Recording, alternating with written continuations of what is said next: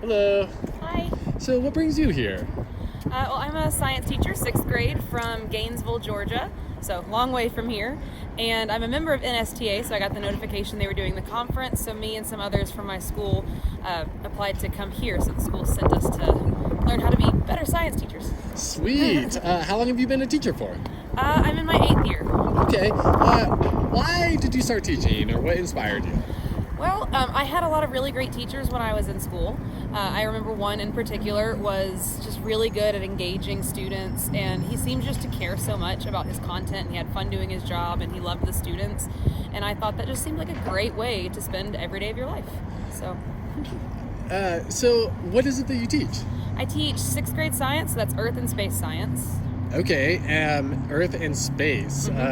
Why is those fields did you get into, if you don't mind me asking? Well, the space part, because I grew up watching science fiction. Okay. And so I was obsessed with, Star Trek and things like that, and all the exploration. And now that we're starting to kind of make a lot of what used to be science fiction a reality, it just seems like a really good field to keep an eye on.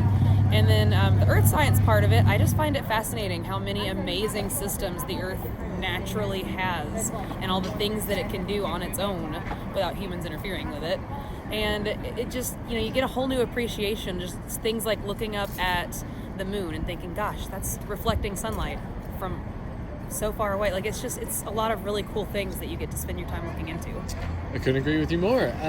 So if you don't mind me asking, like, one thing that you've learned that you look forward to bringing back to your community. All right. Well, one thing is we've been learning a lot about how to kind of gamify classrooms. So how to get students engaged in a digital way in the content. So I went to a presentation of Legends of Learning, which is a game-based computer program where it's aligned with the standards. Students can go in and play games that the teacher assigns them, and they're very instructional, so it helps them to kind of review what they've learned and practice it in a way that's fun for them. And then we also saw Mark Rober speak this morning, and he's one of my favorite YouTubers, one of my kids' favorite YouTubers. They watch him a lot, and he's rolling out a series of videos for the classroom. So given how many students watch YouTube these days, having that as a resource is also going to be something that I think will really engage them in science. So we get a lot of great resources from conferences like this. Why do you think engaging students is important?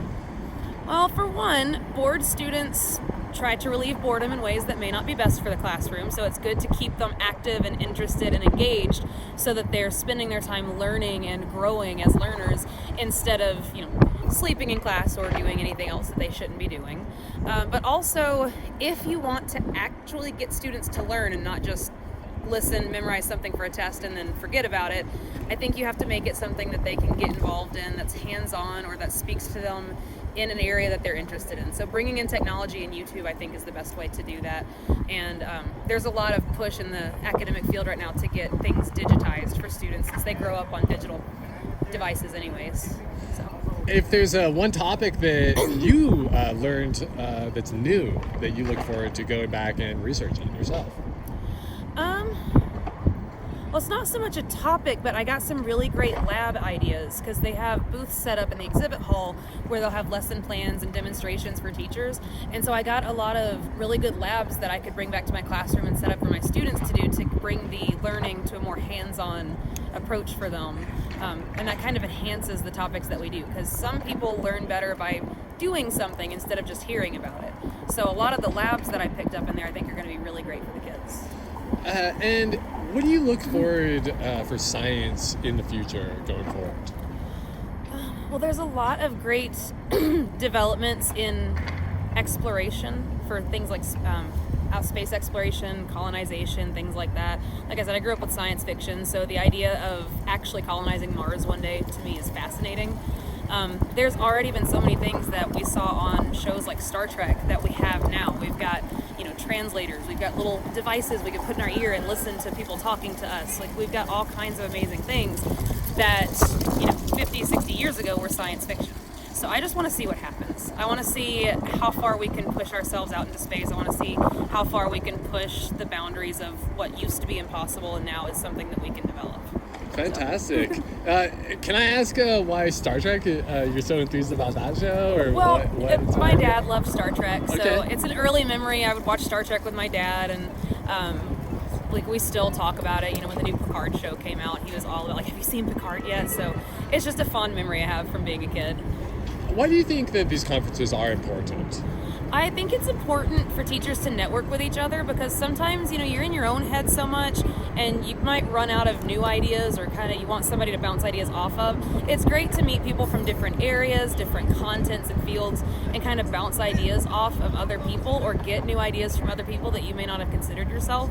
And so it's really great to have a bunch of teachers who are passionate about science to come together. They might ask questions you didn't think of or have lab ideas that you didn't think of. And the presenters here, same thing. Like you can learn new techniques and learn about new resources that can make science more accessible for your students, which is the point. Right. Thank you so much for taking the time to speak with me No and problem. for thinking about others and giving back to your community too. Of course. Thank you.